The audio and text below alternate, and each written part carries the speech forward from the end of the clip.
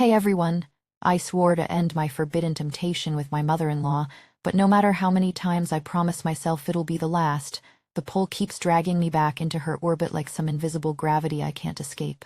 After every single stolen moment, I would lie there in the dark, heart pounding with a guilt so heavy it felt like it might crush my chest, whispering to myself that this time I meant it, this time I'd bury those feelings forever.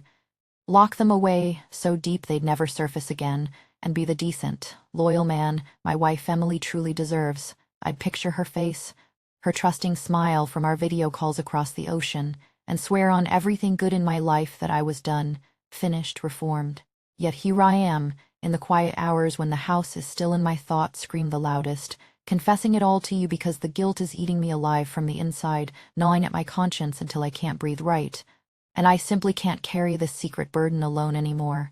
You don't know how many mornings I've woken up with her name on my lips and shame burning through my veins, telling myself today is the day I end it for good. Only to feel that magnetic draw the moment I hear her moving around downstairs, the soft pad of her footsteps pulling me right back under. It's like drowning in slow motion, each breath I take reminding me how close I came to the surface before the current yanked me down again, and now I'm spilling every raw tale because maybe, just maybe, saying it out loud will finally break the hold. It all started so innocently, or at least that's what I told myself at the beginning, back when everything still felt like it fit neatly into the ordinary life I'd built. I was just the ordinary son-in-law, the reliable one who showed up without fail for family dinners, apron tied on as I'm and the grill in the backyard, flipping steaks and sharing cold beers with Emily's dad before he passed a couple years back. Those were good days, simple, warm, filled with laughter and the kind of easy belonging that makes you feel anchored,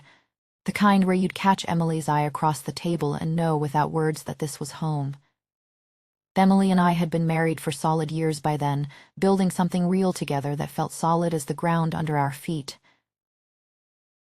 We met in college during a late-night study session in the library, her laughing softly over a shared textbook, while rain pattered against the windows, and somehow that easy rhythm carried us through everything, shared late-night study sessions turning into weekend road trips where we'd pull over just to watch the sunset paint the sky in oranges and pinks, her head resting on my shoulder as the car radio played low.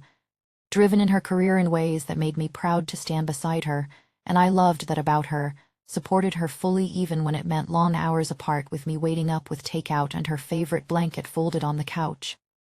Our life was steady, predictable in the best way, cozy apartment filled with the scent of her coffee in the mornings, weekend hikes where we'd hold hands through the trails, plans for a future that seemed bright and safe, kids someday maybe, a house with a yard like the one her mom had. I never questioned any of it. Why would I? It was enough. It was everything. When her company announced they were sending her overseas for half a year on this big project, it hit us both hard, like a quiet earthquake shifting the floor beneath us. 6 months without her physical presence, just pixelated video calls and time's own struggles that left us both staring at screens with tired smiles. The apartment felt too empty without her laugh echoing off the walls, her side of the bed cold and untouched, her favorite mug sitting unused in the cabinet. That's when the idea came up about me moving in with her mother, Vivian, to help out. Vivian lived alone in this big, quiet old house on the outskirts of town, a rambling Victorian with creaky wooden floors that told stories of generations past. Wide porches overlooking a generous yard full of ancient oaks whose leaves whispered in the breeze, and flower beds she tended with loving care, hands always a little earthy from the soil. It felt like the responsible, family-oriented thing to do, the kind of choice that made me feel like I was stepping up without any second thoughts clouding it. I'd handle the yard work that was getting too much for her alone. Fix those perpetually creaky stairs that groaned with every step like they carried the weight of the whole house.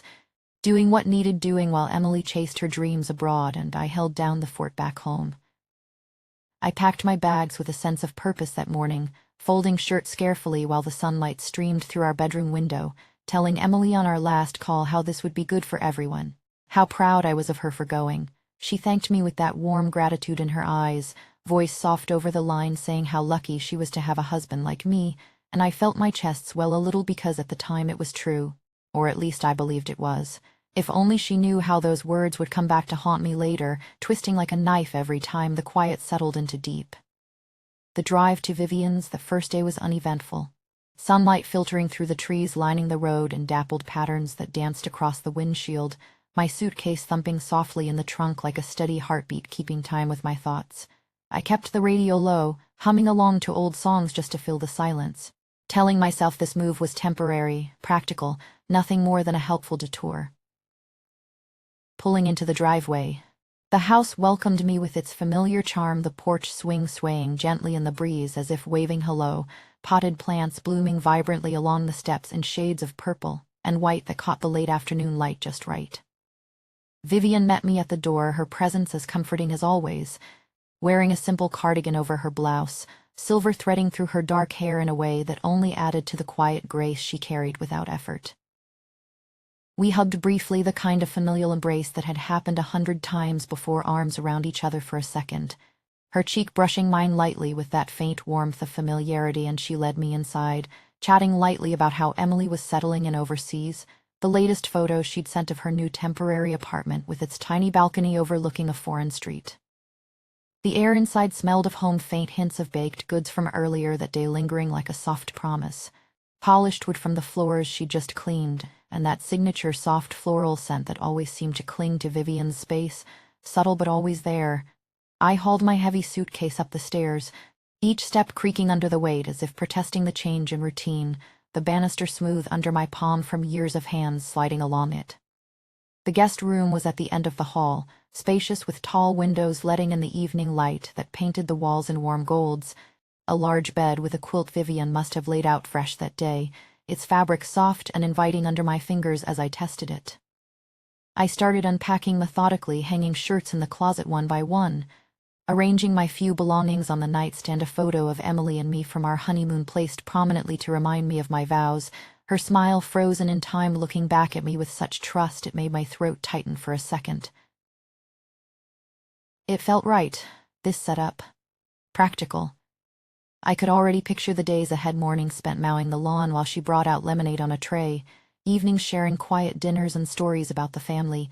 the creaky stairs fixed by the weekend so the house felt steady again. Nothing more, just support, just being there like any decent man would. The axis of everything locked into place the very first evening I arrived, though in a way I never saw coming and couldn't have prepared for no matter how much I replay it now. I was still wrestling the last of my clothes into the drawers,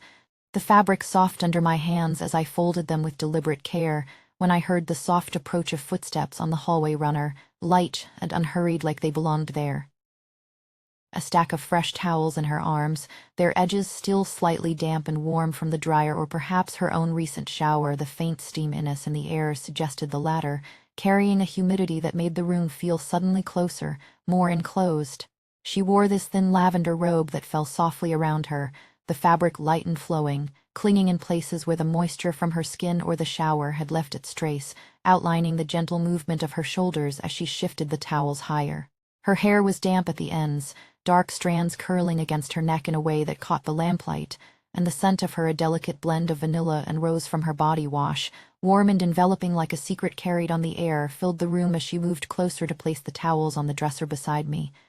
Our eyes met in that moment, and they held. Longer than they should have, far longer than any casual glance between family, the kind of look that stretches time until your breath forgets its rhythm.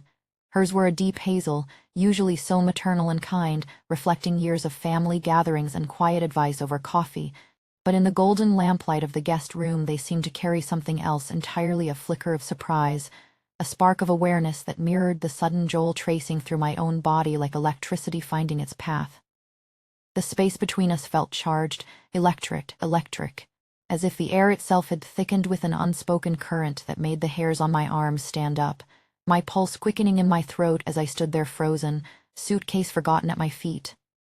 In that split second, with her so near, I could sense the residual heat radiating from her skin through the thin fabric, the way the robe's collar shifted with her breathing in small, almost imperceptible rises and falls, the first forbidden spark ignited deep within me. Hot and undeniable, spreading like a slow heat wave that made my chest tighten and my thoughts scatter. It was wrong, so devastatingly wrong. She was my wife's mother, the woman who'd welcomed me into the family with open arms at our wedding, who'd baked pies for holidays and asked about my job with genuine interest, the one Emily called first with every piece of good news. Yet the pull was there, instant and magnetic, dragging at something primal I had no right to feel, no right to even acknowledge. I muttered a thank you, my voice rougher than intended, forcing my gaze away to the window where the dusk was settling outside in deepening blues and grays, but the image burned itself into my mind anyway, the soft drape of fabric against her form, the gentle rise and fall of her chest as she breathed, the way her fingers brushed the towels as she set them down, lingering just a fraction too long near where my hand rested on the dresser edge. Heat flooded my face, a mix of embarrassment and something far more dangerous, an ache of awareness that made the room feel suddenly smaller, more intimate, like the walls had drawn in a breath right along with us. "What the hell is wrong with you?" I screamed silently at myself, stomach knotting with immediate shame that twisted sharp and cold against the warmth still lingering in the air. This was Emily's mom, the one who'd helped plan our wedding down to the smallest details, who sent care packages when we first moved in together with notes stuck inside saying how happy she was for us. I was here to help her, to fix what needed fixing, not whatever this electric tension was suggesting in the space between our bodies, not the way her scent wrapped around me like an invitation I hadn't asked for. She smiled softly then, a touch uncertain around the edges, her voice low and warm as she said something about hoping the room was comfortable enough, that dinner would be ready soon if I was hungry, the words hanging in the air like they carried more weight than they should. Her breath seemed to carry that same vanilla rose scent closer as she spoke, and I found myself hyper-aware of every detail, the slight dampness making the robe shift with a faint rustle, the way she tucked a stray hair behind her ear with one hand while balancing the last towel. The proximity was overwhelming. We weren't touching, but the air between us hummed with possibility I desperately tried to ignore, my own breathing shallow now as if matching hers without meaning to. As she turned to leave, glancing back once more over her shoulder with that same lingering look, our eyes met again briefly, and that same spark flared brighter for a heartbeat, sending a fresh wave of heat through me. I knew with a sinking certainty that left my knees feeling weakened, punching at my sides, that nothing would ever feel the same again in this house. The ordinary role of helpful son-in-law had cracked open on the very first night, revealing depths I wasn't prepared to navigate, a forbidden current I swore right then I'd resist with everything I had left in me. But even then the spark lingered, flickering low and insistent in the background of every thought. I sat on the edge of the bed after she left, head in my hands, the photo of Emily staring back at me accusingly from the nightstand, her eyes full of the trust I suddenly felt unworthy of. "This is nothing," I rationalized in the silence, voice barely a whisper as the house creaks softly around me like it was listening. Just the strangeness of new living arrangements, missing my wife already, the quiet of the big house playing tricks on my mind after the long drive. Yet even as I repeated it like a mantra, over and over until the words blurred together, the memory of her damp hair catching the light, the lavender robe soft against the evening air, the prolonged eye contact that had stretched like a secret between us pulled at me, a forbidden gravity I swore right then I'd fight with every ounce of willpower. But the pull, it had already begun its slow, insistent drag, wrapping around my thoughts like vines I cut free, and deep down I feared it wouldn't let go easily no matter how hard I pulled against it. The night stretched long ahead of me,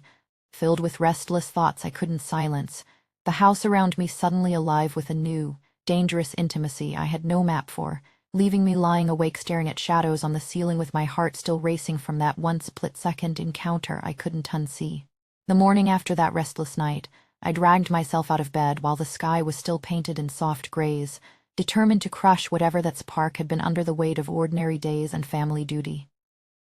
My hands shook slightly as I pulled at worn jeans and a simple t-shirt, the fabric cool against skin still warm from uneasy dreams that had refused to let me forget the way her robe had shifted in the doorway, the damp edge of it brushing the air like a question I had no business answering.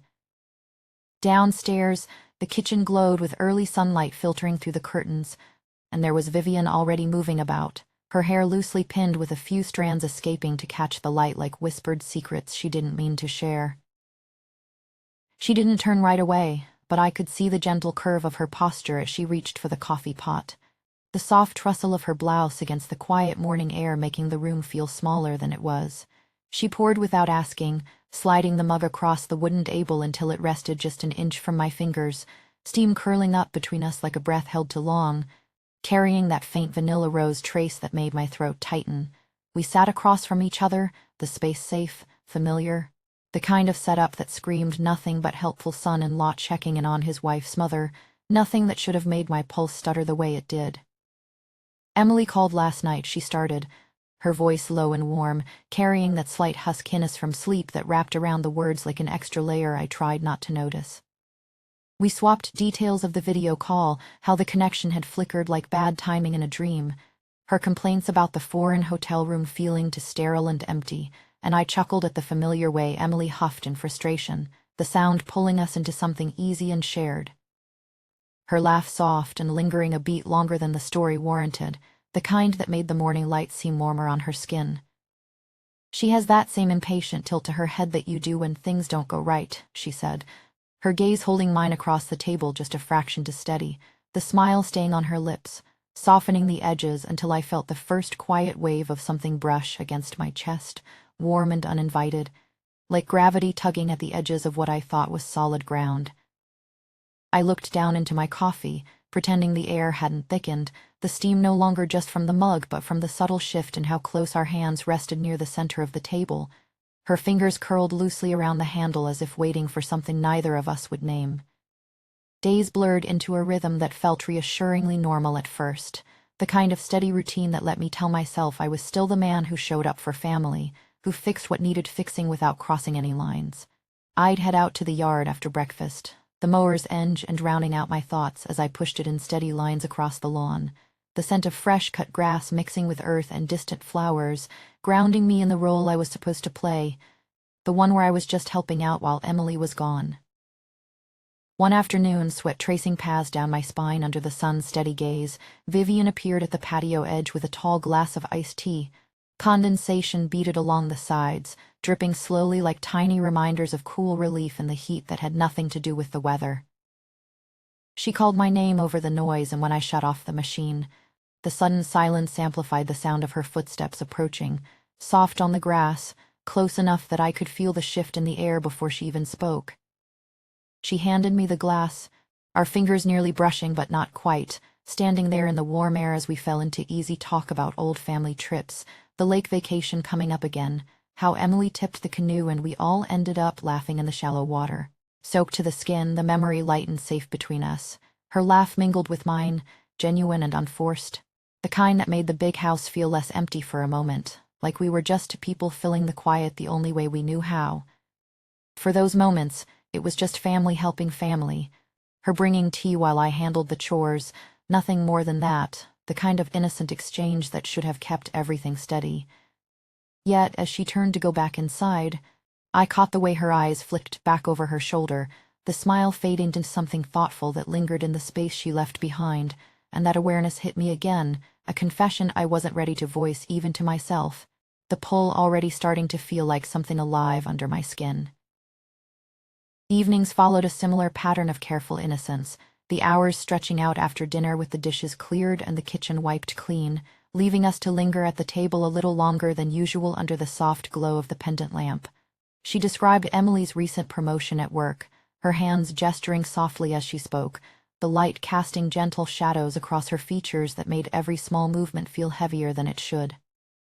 Offering the right words of pride, the ones a good husband would say, but my attention snagged on the way her smile lingered once more when our eyes met, holding just a fraction beyond what felt safe, the pause stretching until it filled with the hum of the refrigerator and the distant tick of the clock. I felt my pulse quicken in a way that had nothing to do with the story, a slow heat building in the quiet between sentences, and I excused myself to the guest room with a mumbled excuse about tackling the creaky stairs early the next day. Climbing the steps with my heart thudding heavily, each board groaning underfoot like an accusation I couldn't quite outrun. But the little violations began stacking up like leaves in the wind, each one small enough to dismiss yet impossible to ignore completely,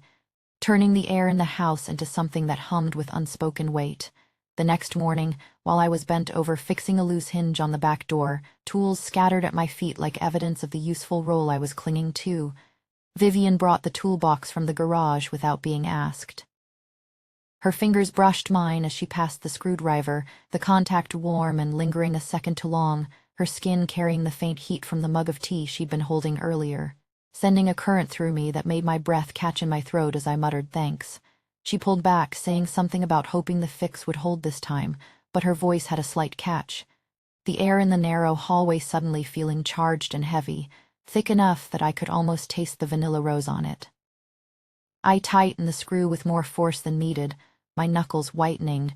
repeating silently that hands brush in old houses all the time, that it meant nothing in the grand scheme of family support, even as the spot where she'd touched me burned like a secret I was already failing to bury.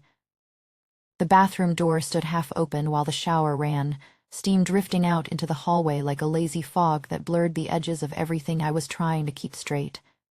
I was carrying a fresh towel from the laundry, intending only to drop it off on the counter like any decent guest would, but the gap drew my eye before I could stop myself, pulling me in with a gravity I hated. Through the frosted glass, her silhouette moved under the spray, shoulders curved gracefully, one hand rising to push wet hair from her face in a motion so ordinary it shouldn't have stopped me cold. Matching the sudden shallowness of my own breathing, and I froze there in the doorway, the towel suddenly heavy in my arms like it was weighted with everything I wasn't supposed to feel. My pulse roared in my ears louder than the shower, and though I knew I should turn away immediately, the moment held me for one heartbeat too long, the almost sight of her there and the steam etching itself into my thoughts despite every effort to look away. Or if she did, she made no move to close the door, continuing her routine as if the air wasn't thick with unspoken possibility, and I backed away on legs that felt unsteady, retreating to the laundry room where I folded the same towel repeatedly, trying to erase the image that had lodged itself like a splinter I couldn't pull free. More intimate than it had any right to. Thunder rumbled low outside as I sat on the couch flipping through the newspaper without really seeing the words, rain streaking the windows in silver lines that caught the dim light like tears I refused to acknowledge. Vivian emerged from the kitchen with 2 glasses of wine, the old turntable already spinning a Frank Sinatra record she'd pulled out earlier, the melody of The Way You Look Tonight filling the dim living room with its slow, yearning notes that wrapped around us like an old embrace neither of us had invited. She set my glass down and settled on the other end of the couch, not touching but close enough that the vanilla rose scent from her evening bath drifted my way, subtle yet insistent, mixing with the rain's fresh chill in a way that made the space between us feel alive. We started humming along separately at first, our voices finding harmony in the chorus, her soft and slightly breathless, mine rough with the effort of staying casual, the sounds overlapping like fingers almost brushing in the dark. Her foot tapped gently against the rug, bare and mere inches from mine, while her shoulder rested near the back of the couch close to my arm, the proximity humming with electricity that made my skin prickle under my shirt. I forgot the next verse as her breathing shifted, growing shallower in time with the music, and I wondered if she could sense mine doing the same, quickening despite my best efforts to steady it against the thunder cracking outside. The song built, our hums overlapping more fully now, and when lightning flashed, she glanced over at me, her eyes wide in the low light with an expression that mixed uncertainty and something deeper I didn't dare name, the kind that made the wine taste sharper on my tongue. I forced a light comment about how old records always made ordinary nights feel heavier with meaning, but her smile returned with a tremor that lingered in the air long after the needle lifted from the record,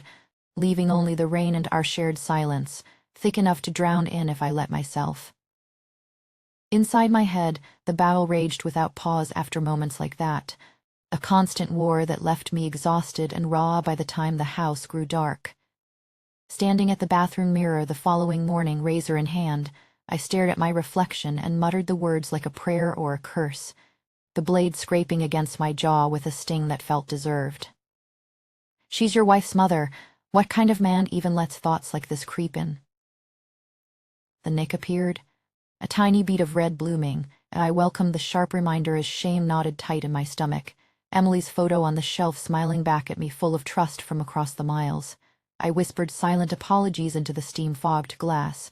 promising the man looking back that this would stop, that I would be better, the son-in-law and husband they both deserved, the words tumbling out in a rush that almost convinced me for a heartbeat. Yet as the water ran, carrying the evidence away, the rationalizations slipped in like warm currents, seductive and hard to resist, whispering that Emily had been gone for weeks already with months still ahead, that we were two adults navigating the same quiet house, both feeling the weight of loneliness in different ways, that a little shared laughter or a hummed song was just comfort.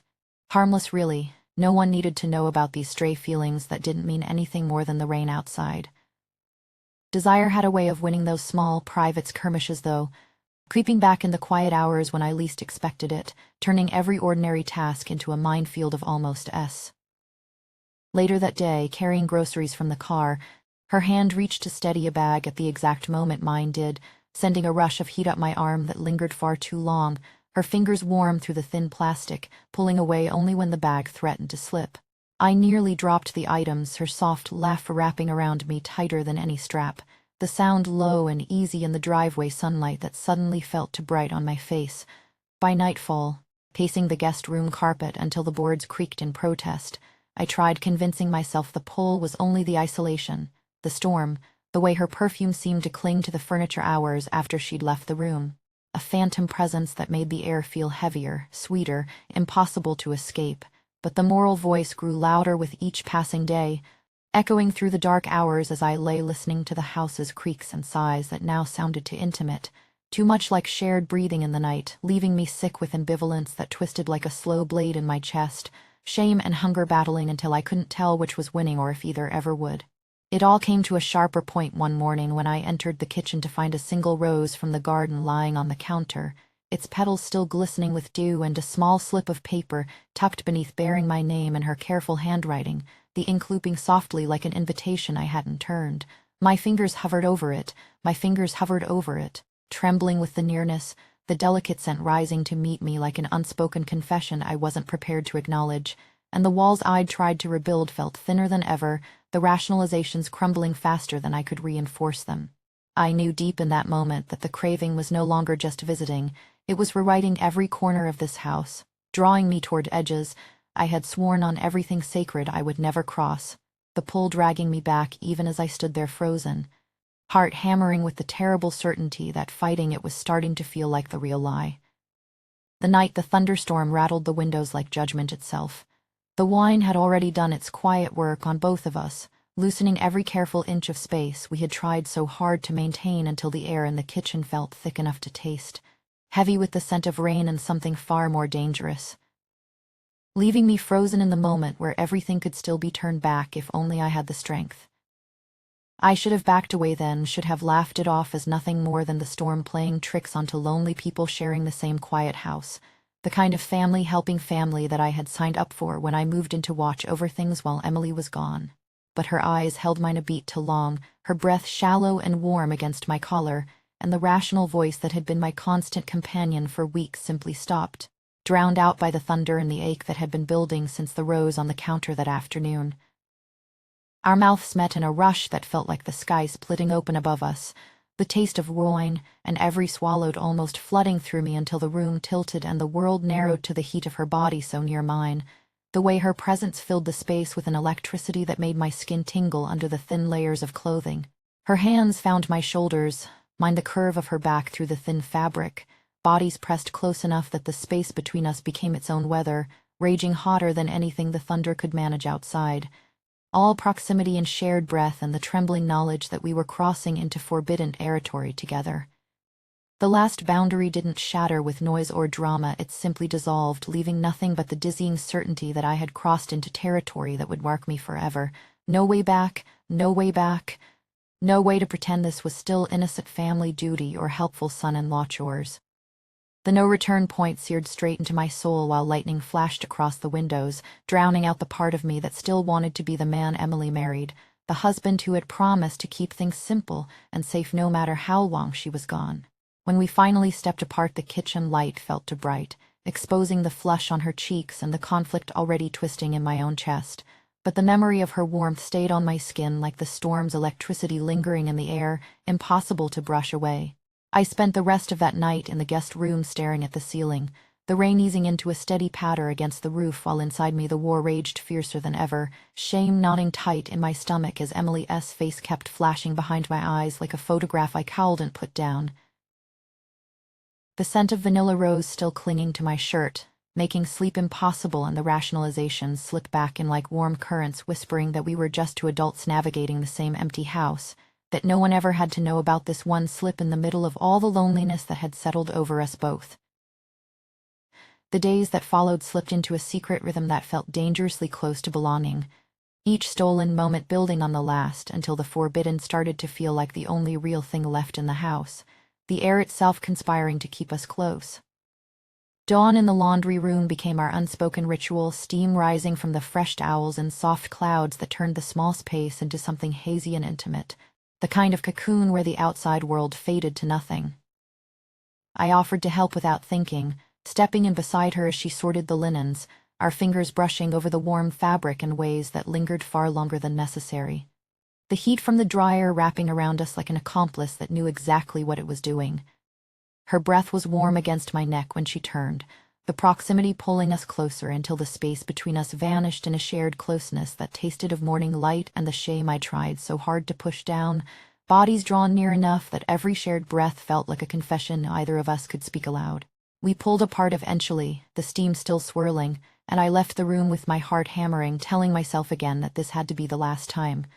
that the pull couldn't keep winning forever, yet already feeling the ache settle deeper, heavier, like gravity tightening its hold one more notch. Evenings on the couch after dinner were worse, or maybe better, depending on which voice was louder inside my head, the one screaming to stop or the one begging for just one more moment of comfort. She would put on that old Frank Sinatra record, the melody of The Way You Look Tonight filling the dim living room with its smooth, tempting notes, and we would sit together under the throw blanket,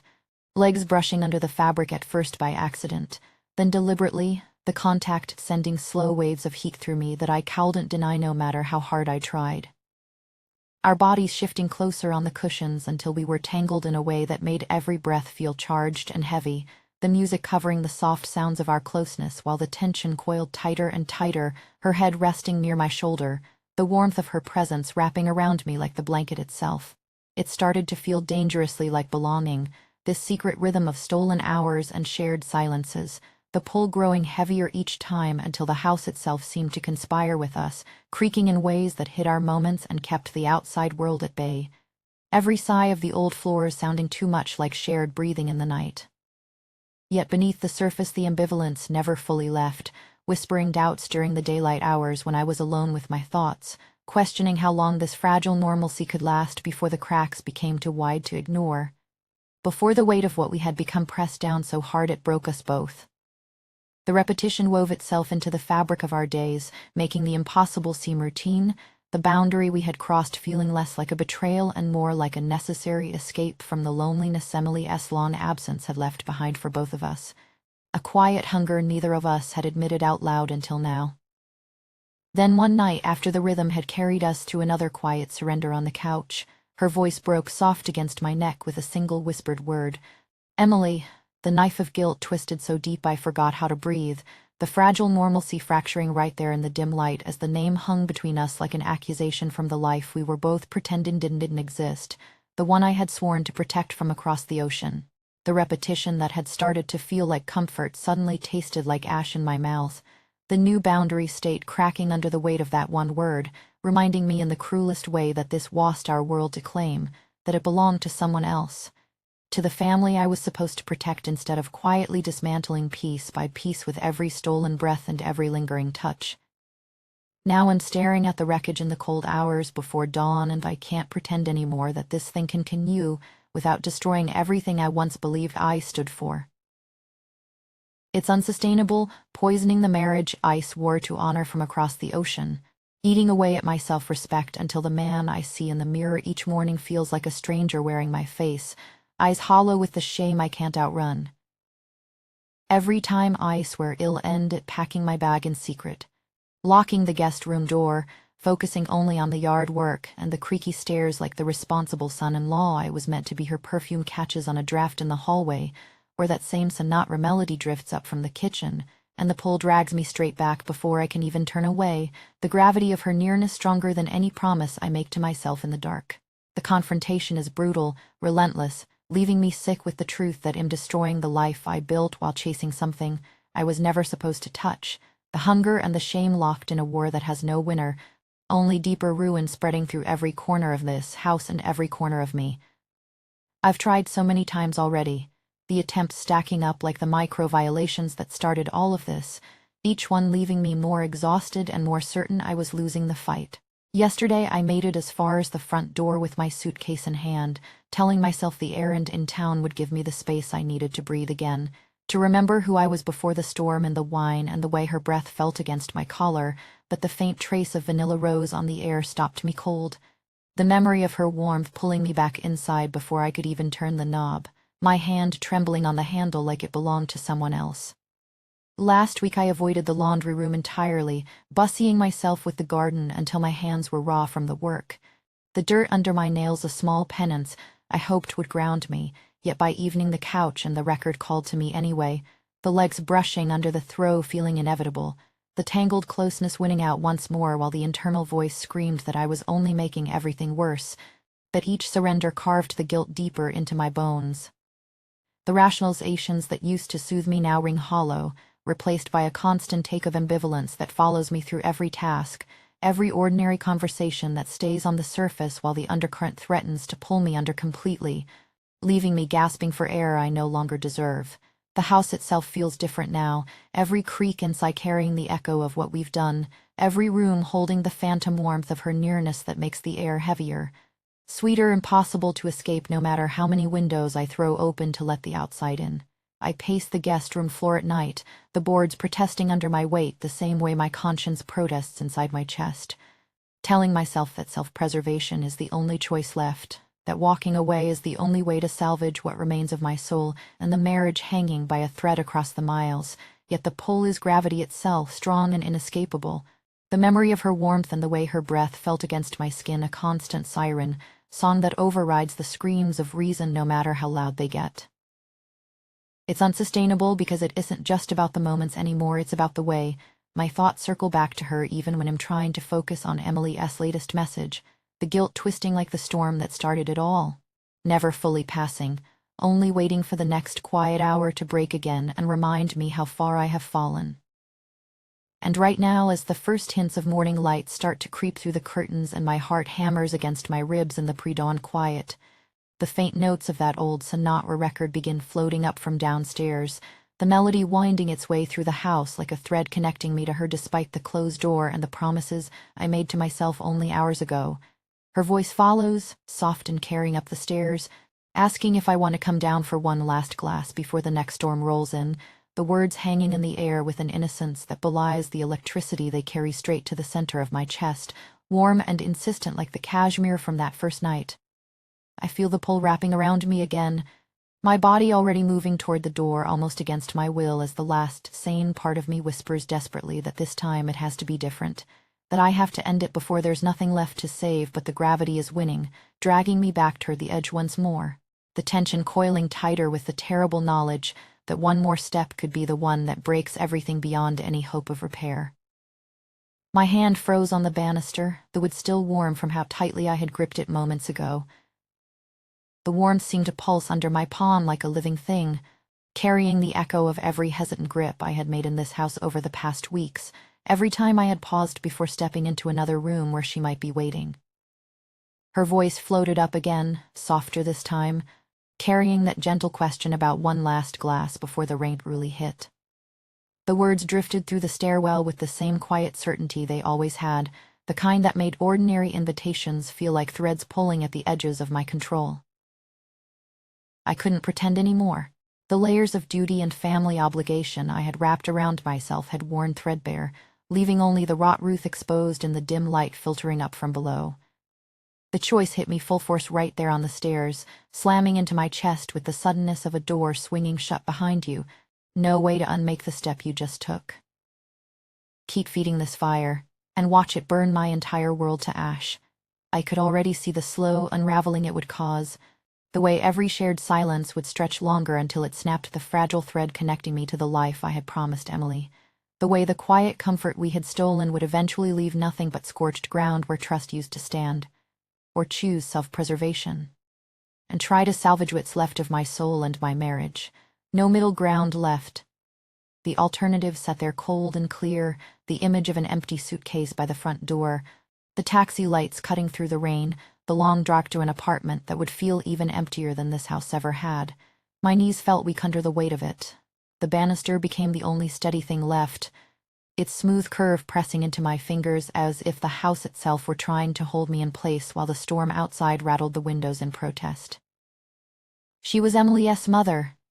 the one who had steadied me through every family storm.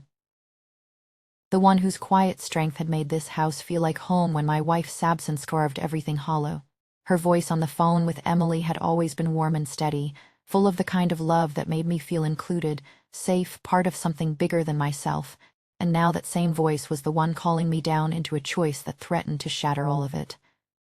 And I had let it twist into something that now poised in the very air between us, turning every corner of these rooms into a map of almost and what-ifs that I could no longer navigate without losing my way completely. I took one more step down anyway, hating the way my body moved while my mind screamed to stop.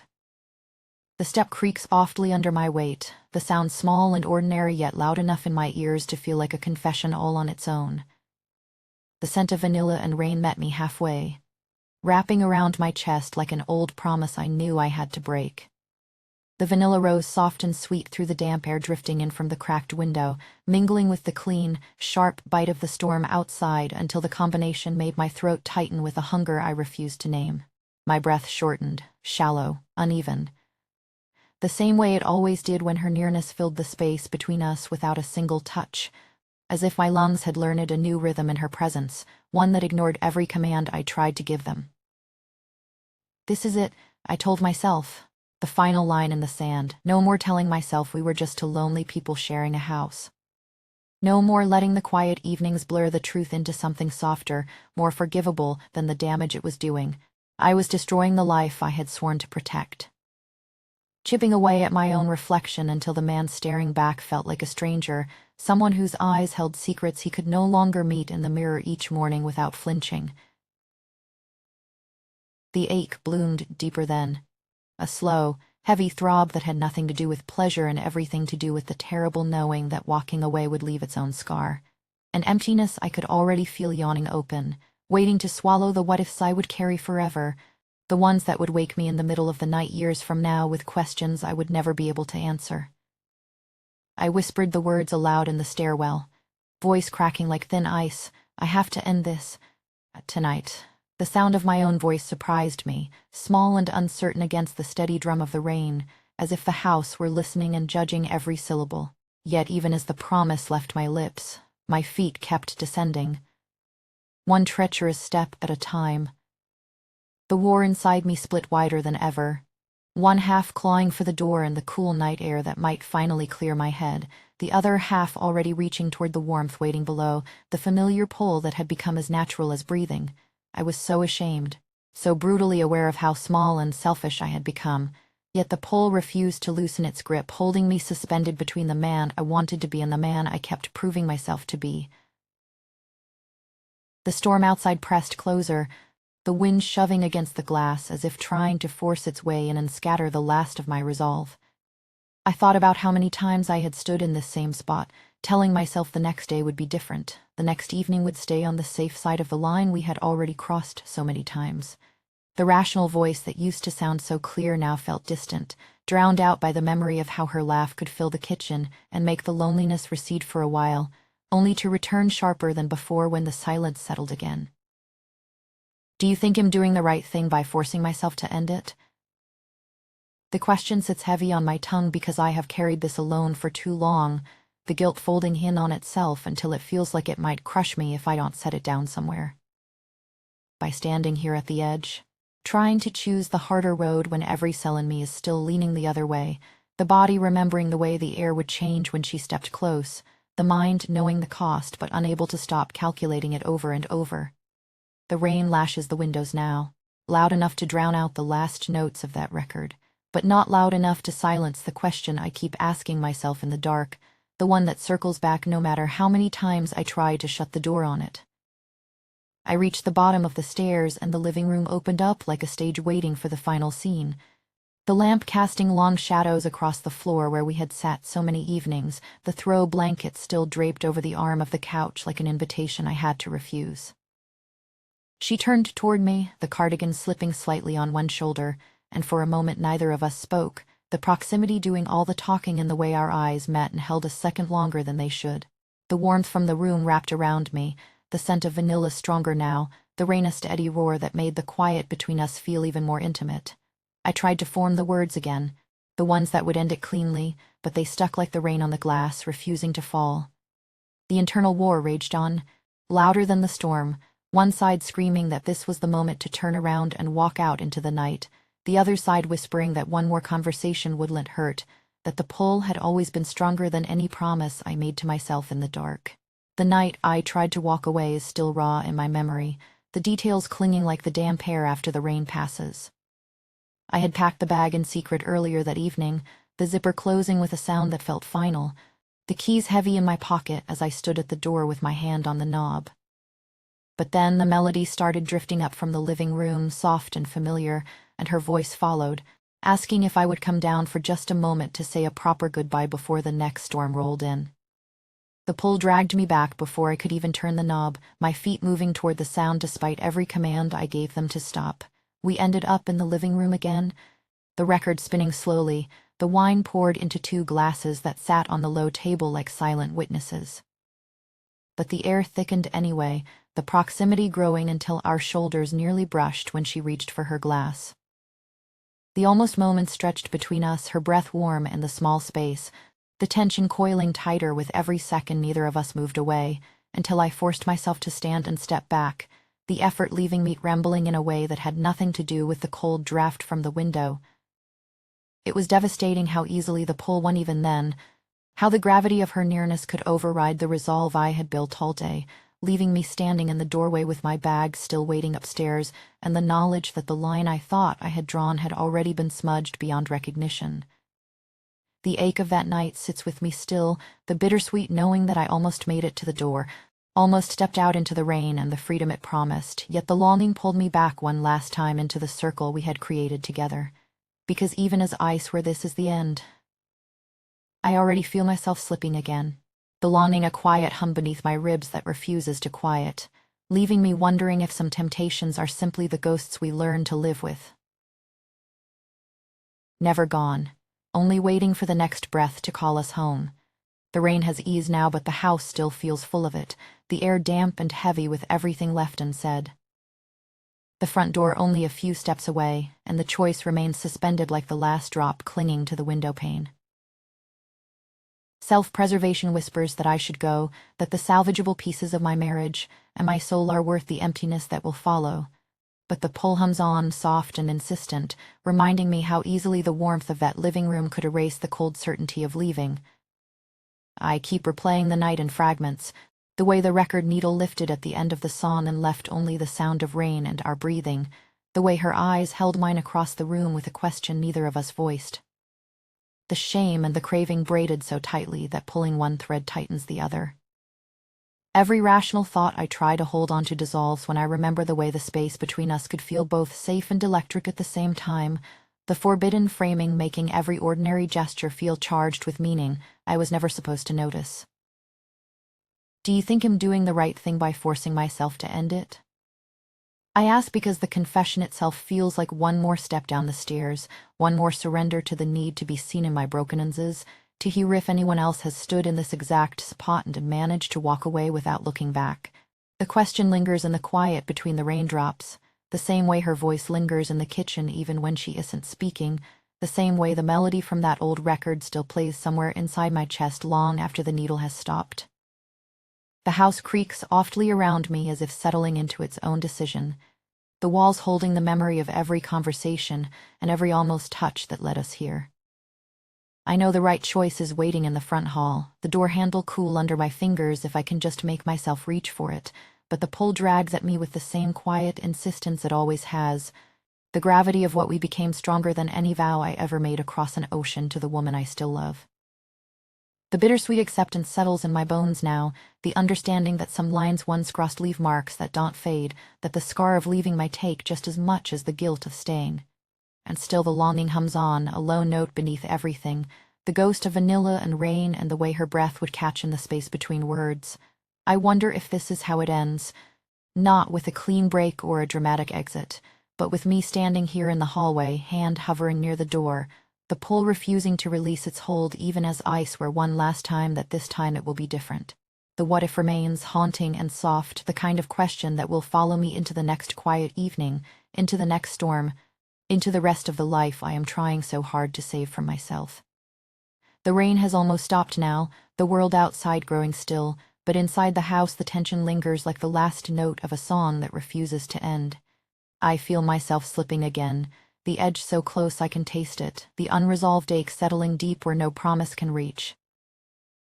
Some temptations don't tend, they simply wait, patient and warm, for the next breath when the pull feels stronger than the will to walk away.